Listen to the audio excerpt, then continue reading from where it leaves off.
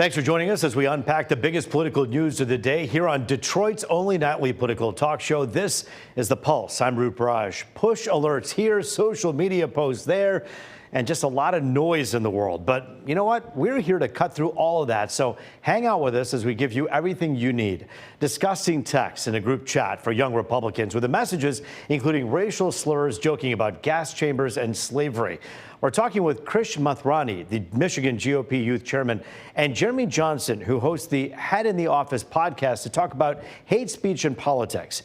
And the pushback against the Pentagon's new press rules continues.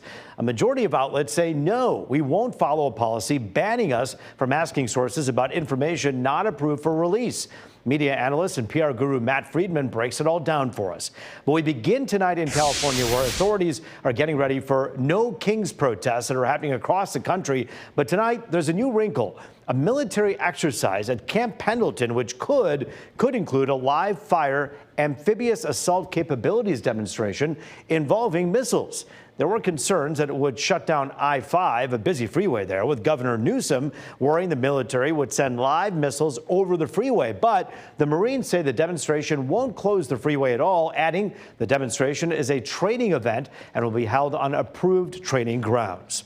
The White House says it's all to mark the 250th birthday of the Marines.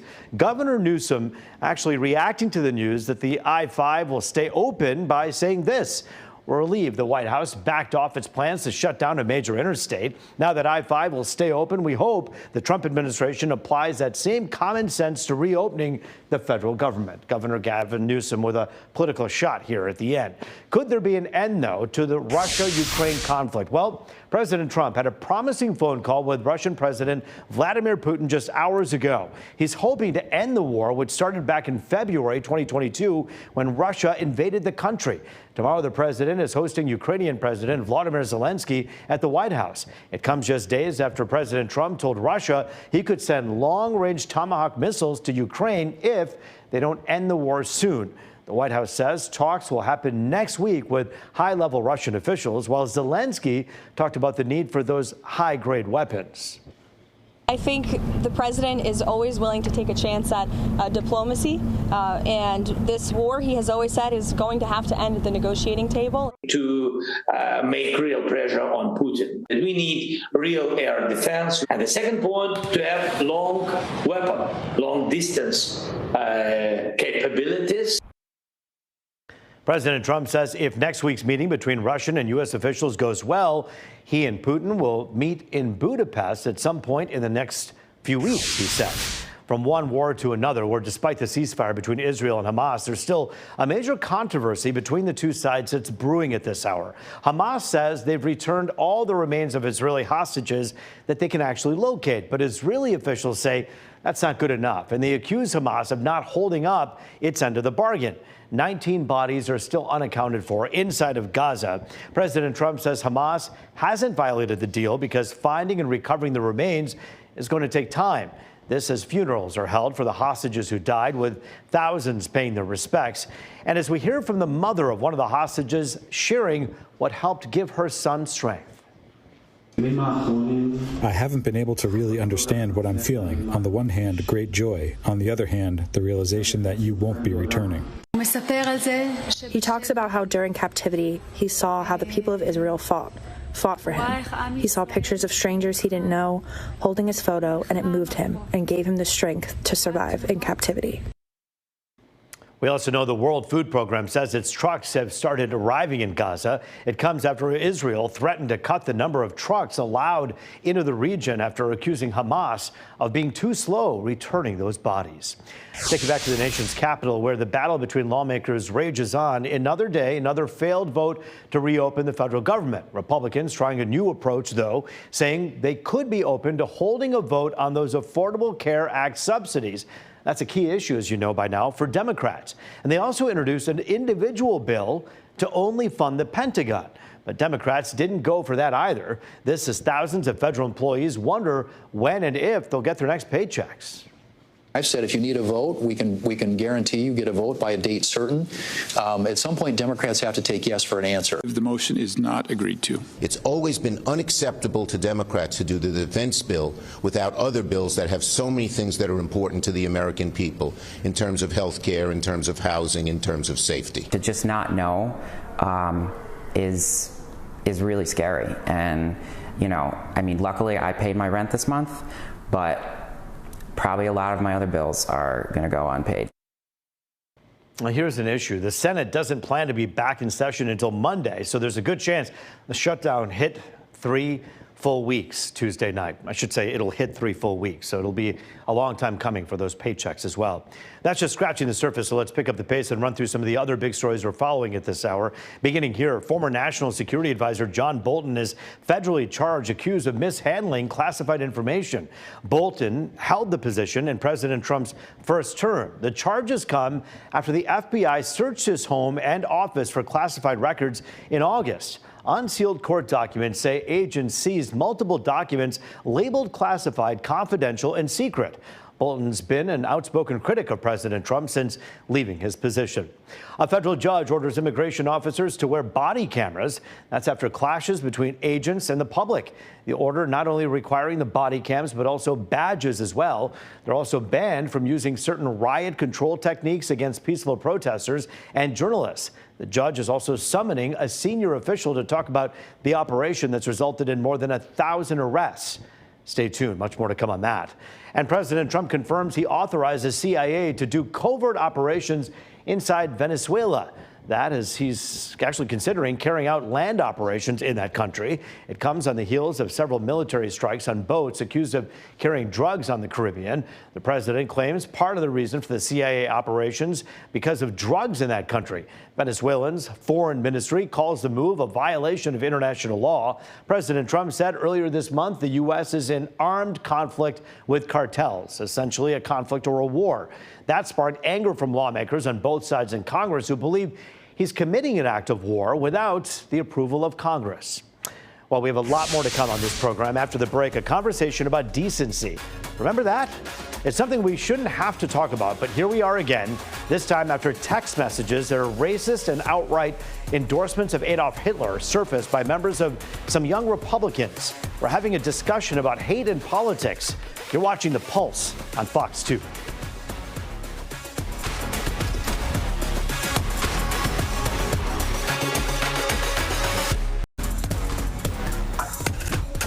All right, back now on The Pulse, looking at all things people, power, and politics. Here to talk about how we all need to root hate out of our political discourse. Michigan GOP Youth Chairman Krish Mathrani and Jeremy Johnson, who hosts the Hat in the Office podcast, two young men who have two politically very diverse views and different views, but they join us to talk about, I guess you could say, a common theme that we're seeing in politics all around, which is hate, vitriol. If you missed it, I don't even want to give it much oxygen, but there was a group of young Republicans across the country on a group chat, and they were using just awful, hateful language, talking about Hitler, and it was absolutely disgusting. Krish, it was so abhorrent, so vile. You, as someone who represents young Republicans, you wrote a letter that essentially condemned the whole thing. What did you say in that letter? Thanks for having me on. Great to have you both. I made it clear that it takes more guts to call out members of your own party than it does by staying silent. You know, I could have, let this pass and been a bystander, but I know that it's time that we put a moral standard for our politicians, because more than politicians, they're public servants, and they need to put our country first before the party.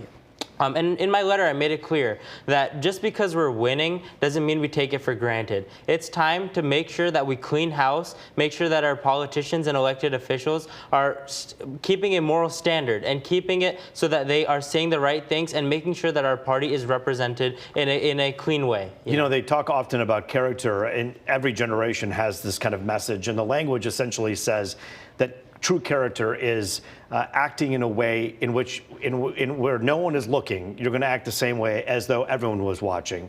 Jeremy, when you know that that's the truth, when you hear about these text messages from these people who are saying awful things in these messages about Hitler and hate and all kinds of stuff, what goes through your mind about character?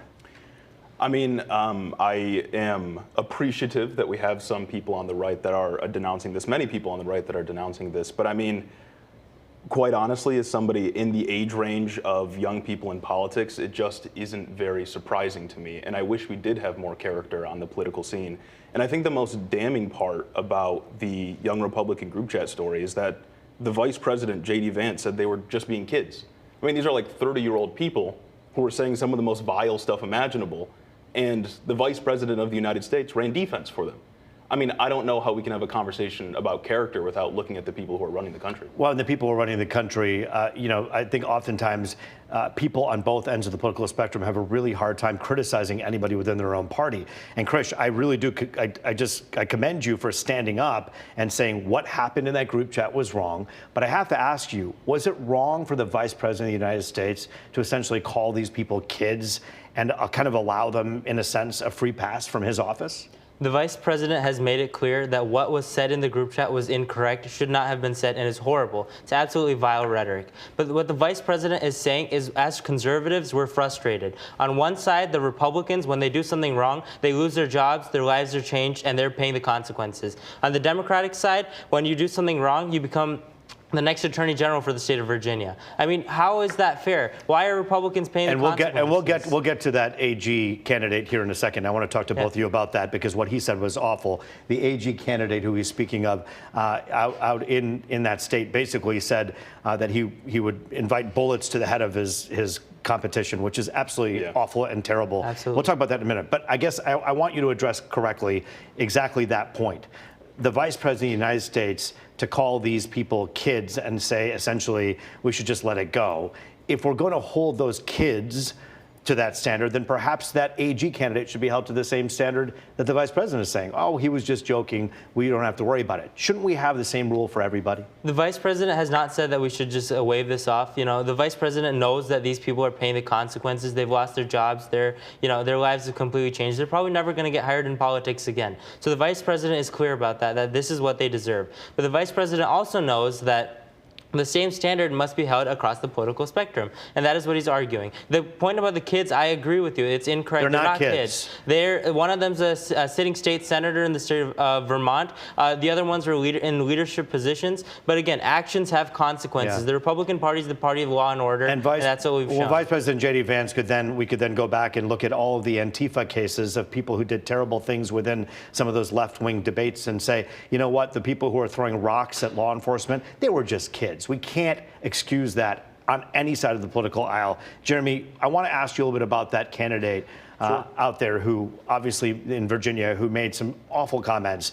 The same standard should be held for that person as well, yes? Oh, yeah, of course. It's disqualifying. You can't hold office and promote political violence. Like, it's not a thing that we Does it bother you that he may, in some people's eyes, be getting a pass right now? I mean, I don't know too much about the race personally, but like I can say from my standpoint, I have no personal allegiance to him. Sure. Yeah, it's disqualifying. So, if you don't mind me adding, the U.S. Senator for the state of Virginia, Senator Tim Kaine, who used to come off as a moderate, is now saying that he's continued to support Jay Jones for his Attorney General campaign post these comments. So I'd like to ask you, will you publicly say that this candidate should drop out because of these comments? Sure. Do you think this is a gotcha or something? No, thank you. That's what we need, yeah. I mean, and what you said on J.D. Vance, I'm sorry, is just like wrong. He called these people kids. And then he said specifically that stuff like this shouldn't ruin their lives. I don't think conservatives being culturally upset should be a pass for them to say whatever they want. It doesn't make any sense. Their lives have been ruined, and actions have consequences. We've shown that. Well, Krish, I mean, I don't know that their lives have been ruined. Then why can't you say the vice president's wrong? But the vice president has made it clear that what they said is incorrect, but also Democrats. No, he did not. He said they're by kids, calling they're them 30 kids, years that old. is downplaying it. But I think the bottom line right now is the vice president. I would wonder, and I'd ask the question of the vice president. Perhaps you're not the vice president, but I would ask him: would you have the same rule when it came to Democrat protesters who would use that kind of language? Would you call them a bunch of kids and say their political lives shouldn't be ruined? Bottom line is there are consequences. And by the way, perhaps their political futures should be ruined. Yeah, absolutely. They can have other jobs. There's other work out there. I want to talk about temperature and toning it down and how to figure out how to do this. Sure. The next generation has a tremendous responsibility to pick up where a bunch of 50 to 80-year-olds who are our leaders in this country, have decided to throw us into the throes of this kind of divisiveness, both on the blue and the red sides. How do you pull yourself out of that? Where do you begin, Krish? So it is 100% to do with holding accountability. We have elected officials, we have activists, we have people in politics who are not being held accountable for what they say and what they do. And this entire story goes to show that when you make silly mistakes, when you make mistakes that cannot just be, waved off as locker room talk, as locker room banter, then you will pay the consequences for that, and that is what we've shown. On one side, it is clear that when you make mistakes, you have consequences. Your career is changed. Everything that you had for you is going to be taken away. On the other side, you're becoming the next Attorney General for the state. I mean, it's completely ridiculous. Jeremy? Pro-Palestine protesters have been losing their jobs and positions for like 2 years now. People lost their jobs for making jokes about Charlie Kirk after the assassination, and I condemn all political violence. I'll say that as much as I need to. But to act like there's no cultural consequences for people on the left saying stuff, that's just ridiculous. That is that's up to ridiculous. the employer. The employer decides that. Be a person about this. Be like a regular guy. Yeah. You know that's absurd. The employer decides whether or not that the person's opinion reflects on the company. Well, so that's up to the employer. And then what's your problem? We know there have been tremendous consequences on both sides, where you've had Democrats who've said awful things, they've been fired for their jobs. Absolutely. You've had Republicans in this case who also have been fired from their positions. This is a debate that we'll have to continue at a later time. But I do want to just invite you to continue to have conversations that have some civility in it, and I hope that you at home can do the same thing, because it is the only person responsible for the next iteration of how a discussion goes is the people sitting at this table and the ones at the dining table on the other side of that break. Well, we want to thank you both for joining us. Thank you, Jeremy. Thank you, Krish, for joining us here on The Pulse. We're talking press pushback after the break. The majority of media refuses to follow new guidance from the Defense Department. PR guru and media analyst Matt Friedman weighs in next. You're watching The Pulse here on Fox 2.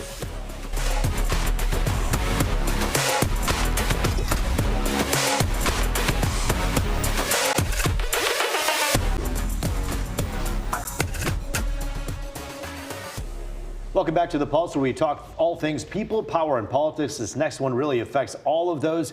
PR guru Matt Friedman with Tanner Friedman joins us now with a little bit more about what we've been talking about for a couple of days now. This whole controversy at the Pentagon, as the defense secretary essentially said, hey, if you want to cover the Pentagon from within the Pentagon, you have to follow our rules.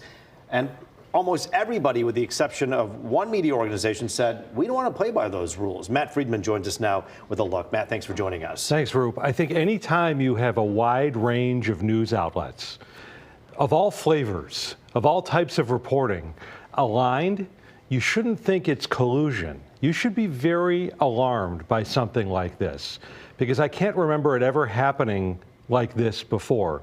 This is a moment in history, and the news organizations are totally together on it. Yeah, and this is something, as you say, we don't see often, even with controversial cases that are pretty divisive, and in some cases seem obvious that the media would be on board with. You have some more conservative outlets that have said, hey, wait a minute here, we have to agree or we have to acquiesce the Trump administration. In this case, not at all. Give people an idea as to what it was that Defense Secretary Hegseth was asking of the media. Essentially, it's this. The government wants to decide what the news is and what the news is not. And news organizations say, we have the constitutional right to make that determination. The government does not. In its most simple terms, this is what this is all about. And I think that we all need to think about this maybe a little bit differently, not through our typical political lenses. The Department of Defense has $1 trillion budget. That's our money, that's tax money. The Department of Defense employs a million military people, and I've seen this, 1 million civilians in addition to that. Those are a lot of lives affected by these decisions. As the public, we have the right to know what's going on there, and the only way we can do that is through journalism, in any flavor that we pick. And it's interesting because they were essentially saying, Secretary Hegseth, hey, if you want to cover this and you're looking to cover something that's classified or unclassified, you still have to get permission, essentially, when you're within the Pentagon. And the media, including Fox News and Newsmax and other organizations, joined MSNBC and CNN and said, no way. What does this do moving forward? It really builds a wall almost in between the Pentagon and the media. And there are ways of journalists to get through those walls, through sources. You know, you don't have to break a story. You could break a story right now in this studio because you have good relationships in the community. Right. And so they're still going to have to do that, but they're not going to have that official access. And in times of international conflict, we, the public, have depended on that in-person access. Those of us who are old enough to remember the first Gulf War, the Pentagon briefings were almost a daily communal event for the American people to find out what was going on in that war. If it was today, something like that could not happen because the journalists are not allowed in the building. So there's one organization that's a kind of an uber conservative organization called OAN. They're the only ones that have agreed to these rules. What happens moving forward? Should there be a situation where the Pentagon holds a briefing? What happens? What happens to Fox News, CNN, MSNBC, and Newsmax? I don't know. I would hope that they would stream that online. That's a government obligation. You see government organizations of all kinds here, locally, nationally, doing that. We don't know. This is all untested. This is all uncharted. And I think and there's always been a cat and mouse game between journalists and their sources and journalists and official figures. And this is the first time where we've seen the rules of the game being attempted like this. But I'll say, and I'll use the example that you gave of journalists who've been, for instance, in Detroit for all of these years, whether the city of Detroit decides to release information to Roop Raj or to any of our colleagues is in a sense sometimes arbitrary because we have so many sources who are within the organization, within Detroit, that would tell us, literally, here's the story, here's what happened. These are sources people trust. But you're saying in times of crisis, it's especially important to hear directly from those people. It is. Principles. In times of crisis, audiences crave leadership. Yeah. And historically, the Secretary of Defense, the Joint Chiefs of Staff, people like that have been respected leaders that we're used to hearing from. And that dynamic is starting to really devolve. You know, we've seen that people have said guardrails are in place.